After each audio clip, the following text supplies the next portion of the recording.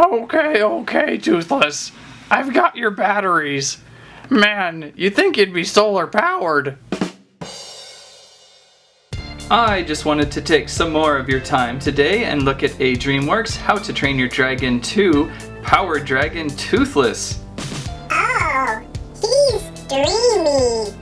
Could this be the best Toothless yet? Let's check him out a little bit. Going backwards, here is how Toothless the Power Dragon appears on store shelves. This once again gives you a chance to check out the toy and see if it works okay and if all pieces are there. I've noticed with this Toothless that you definitely want to check out his feature with the light up effects in here, batteries. I've also noticed that when you click down his head you sometimes get different feelings. Sometimes it doesn't click down as well as others, so really look for one that activates nice and easy. On the back of the box here we have a nice photo of Power Glow Toothless with posable wings and some of the other dragons available.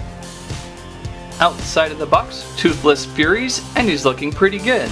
One of the first things I'm noticing is how on his back he's got a double row of spines instead of the central row of spines.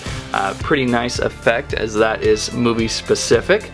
We've got really nice translucent wings again, like most of the dragons from the Dragons 2 line. Really like watching the light pass through them. However, Toothless's wings here are a little dull because Night Furies are just pretty much black and, well, a deep blue. So they're nothing too exciting there, but looks pretty good. He has his tail painted right like it should with the pirate dragon face on there. He's got a saddle that is up here on the back, which is a nice important touch, and it looks good how it's got, you know, those straps and such wrapping around his body and such. It looks like the back tail is not jointed, even though it is attached in some way, but we have some joints on the back leg here. You can move them a little bit, and the front legs, which is nice because often these dragons don't have much articulation at all. He's got a couple action features. We've got the classic projectile going here, and this Toothless looks like he's been smoking a lot as he's got kind of this black tar-like projectile piece. And I've noticed it's been a little sticky on me. Unfortunately, Spin Master does not have the best mechanics in their toys on action feature projectiles. You can see you really got to get it loaded right to get it to fire. It shoots about 2 to 3 feet. Also, we have the amazing wings here. You can really position them in many spots. First off, just straight up, and then you can move them down to about a 45 degree, and then you can move them again to a nice flat horizontal, and then once more you can kind of just flap them down a little lower. So this one really has a lot of good movement with these wings, and being able to position them here and there gives you a lot of ability to do some fun things. A lot of times these wings are very limiting in what they can do. Looking a little closer at Toothless's head, you can tell we have another different sculpt. It's been pretty neat how they keep changing his head sculpt. You kind of think that they would keep placing the same head on all these different dragons, but no, we always get different heads, which is just a really nice touch. Here he is next to Racing Stripes Toothless, and you can totally tell we have two different versions. This one's a little more fuller and rounder, while this one's a little more snake-like with some more spiky-like ears. And obviously, since this guy shoots a projectile, it's shaped a little differently, and you can kind of see in his mouth a little bit there. As for the Power Glow action feature, there's a little bit of backstory to it from seeing the new movie. Now you might recall when the Gray Bewilderbeast was on set loafing around, we had a little miniature Toothless with a blue back. I kind of thought that Toothless was just a little cold because I thought I saw some snow scenes in the trailers. But it turns out I was entirely wrong. You see, during the movie, there is a great battle between Toothless and the Gray Bewilderbeast.